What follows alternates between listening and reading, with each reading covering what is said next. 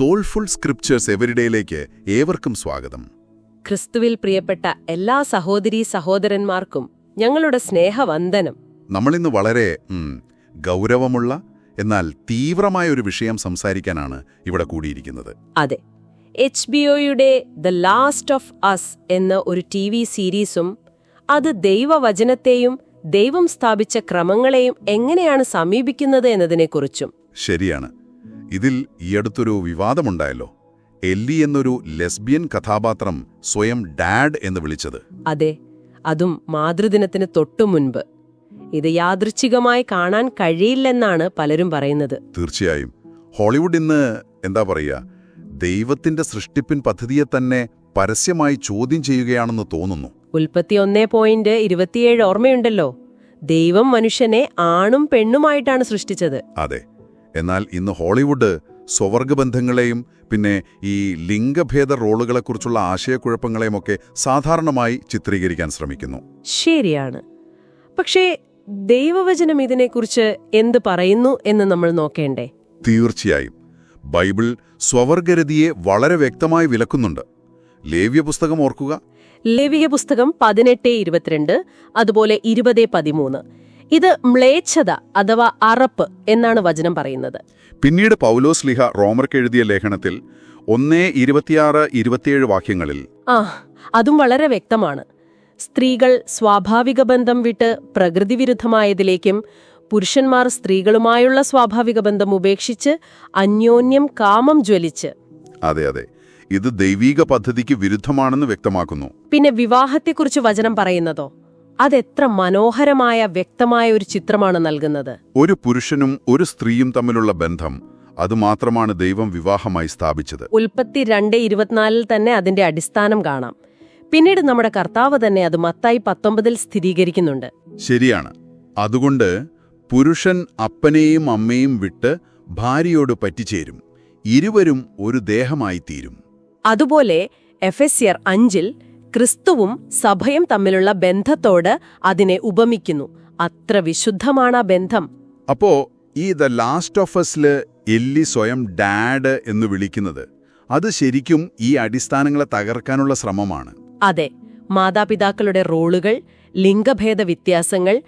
ആവർത്തന പുസ്തകം 22:5 പോലും സ്ത്രീ പുരുഷന്റെ വേഷം ധരിക്കുന്നതിനെ വിലക്കുന്നുണ്ട്. ഈ വ്യത്യാസങ്ങൾക്ക് ദൈവം പ്രാധാന്യം നൽകുന്നു. ഹോളിവുഡിന്റെ ഈ സ്വാധീനം അതെത്ര അപകടകരമാണ്.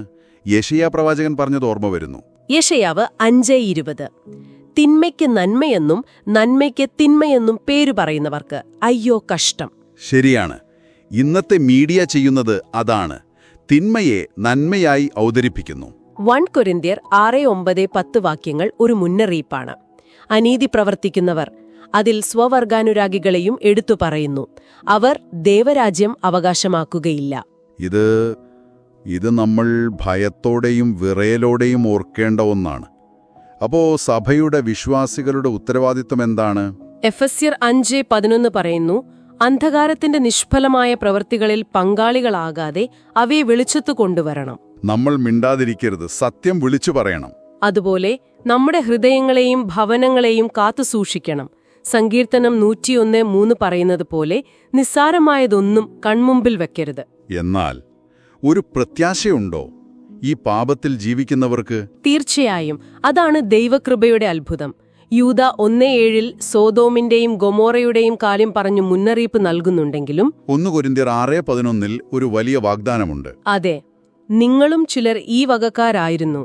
എങ്കിലും നിങ്ങൾ കർത്താവായ യേശുക്രിസ്തുവിന്റെ നാമത്തിലും നമ്മുടെ ദൈവത്തിന്റെ ആത്മാവിനാലും നിങ്ങളെ തന്നെ കഴുകി വിശുദ്ധീകരിച്ചു നീതീകരിച്ചിരിക്കുന്നു. മാനസാന്തരപ്പെടുന്നവർക്ക് എപ്പോഴും പ്രത്യാശയുണ്ട്. ആമേൻ. നമുക്ക് ഒരു നിമിഷം പ്രാർത്ഥിക്കാം. തീർച്ചയായും. സ്വർഗീയ പിതാവേ, ഹോളിവുഡിന്റെ സ്വാധീനം വഴി ലോകത്തിൽ വ്യാപിക്കുന്ന ഈ അന്ധകാരത്തെയോർത്ത് ഞങ്ങൾ ദുഃഖത്തോടെ അങ്ങയുടെ സന്നിധിയിൽ വരുന്നു. കർത്താവേ, അങ്ങ് സ്ഥാപിച്ച ആണും പെണ്ണും തമ്മിലുള്ള വിവാഹമെന്ന വിശുദ്ധ ബന്ധത്തെ ഉൽപ്പത്തി 1:27, 2:24 അവർ ധിക്കരിക്കുന്നത് കാണുമ്പോൾ ഞങ്ങളുടെ ഹൃദയം വേദനിക്കുന്നു. ദ ലാസ്റ്റ് ഓഫ് അസ് പോലുള്ള പരിപാടികൾ പാപത്തെ സാധാരണവൽക്കരിക്കുമ്പോൾ അങ്ങയുടെ വചനം ലേവ്യ പുസ്തകത്തിലും റോമർ ലേഖനത്തിലും നൽകുന്ന മുന്നറിയിപ്പുകൾ ഞങ്ങൾ ഓർക്കുന്നു പിതാവേ. ഞങ്ങളുടെ സമൂഹത്തിന്മേൽ, ഈ വഴിതെറ്റിപ്പോകുന്ന തലമുറയ്ക്കുമേൽ കരുണയുണ്ടാകണമേ എന്ന് ഞങ്ങൾ യാചിക്കുന്നു. അങ്ങ് കരുണയുള്ള ദൈവമാണല്ലോ. കർത്താവേ, ഈ നുണകളിൽ അകപ്പെട്ടു പോയവരുടെ കണ്ണുകളെ തുറക്കണമേ, സത്യത്തിലേക്ക് അവരെ നടത്തണമേ. എല്ലാവരും മാനസാന്തരപ്പെടണമെന്നാണല്ലോ അങ്ങയുടെ ഹിതം. സഭയ്ക്ക്, ഓരോ വിശ്വാസിക്കും ധൈര്യത്തോടെ സത്യം വിളിച്ചു പറയാനുള്ള ശക്തി നൽകണമേ. ലോകത്തിന്റെ സമ്മർദ്ദങ്ങൾക്ക് വഴങ്ങാതെ അങ്ങയുടെ വചനത്തിൽ ഉറച്ചു നിൽക്കാൻ ഞങ്ങളെ സഹായിക്കണമേ. തിന്മയെ നന്മയെന്ന് വിളിക്കുന്ന മാധ്യമ സ്വാധീനത്തിൽ നിന്ന് ഞങ്ങളുടെ കുടുംബങ്ങളെ, ഞങ്ങളുടെ കുഞ്ഞുങ്ങളെ കാത്തുകൊള്ളണമേ കർത്താവേ. കർത്താവേ, ഈ ഉള്ളടക്കങ്ങൾ നിർമ്മിക്കുന്നവർക്കും ഇത് കണ്ട് തെറ്റിദ്ധാരണയെ ജീവിക്കുന്നവർക്കും മാനസാന്തരത്തിനായുള്ള കൃപ നൽകണമേ. യേശുവിന്റെ രക്തത്താൽ കഴുകൾ പ്രാപിക്കാൻ ഇടയാക്കണമേ. ഞങ്ങളുടെ ദേശത്ത് ഒരു ആത്മീയ ഉണർവ് നൽകണമേ. പരിശുദ്ധാത്മാവ് പാപത്തെക്കുറിച്ചും നീതിയെക്കുറിച്ചും ന്യായവിധിയെക്കുറിച്ചും ലോകത്തിന് ബോധ്യം വരുത്തണമേ. സകല മഹത്വവും അങ്ങേക്ക്. യേശുക്രിസ്തുവിന്റെ വിലയേറിയ നാമത്തിൽ തന്നെ ഈ പ്രാർത്ഥന അർപ്പിക്കുന്നു. ആമേൻ. ആമേൻ. ഈ ചർച്ച കേട്ടുകൊണ്ടിരിക്കുന്ന നിങ്ങളോടും ഞങ്ങൾക്ക് ഒരു കാര്യം പറയാനുണ്ട്.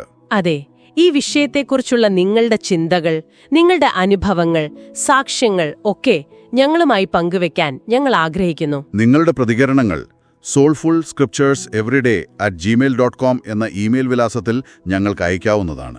കർത്താവ് നിങ്ങളെ ഓരോരുത്തരെയും സമൃദ്ധമായി അനുഗ്രഹിക്കട്ടെ.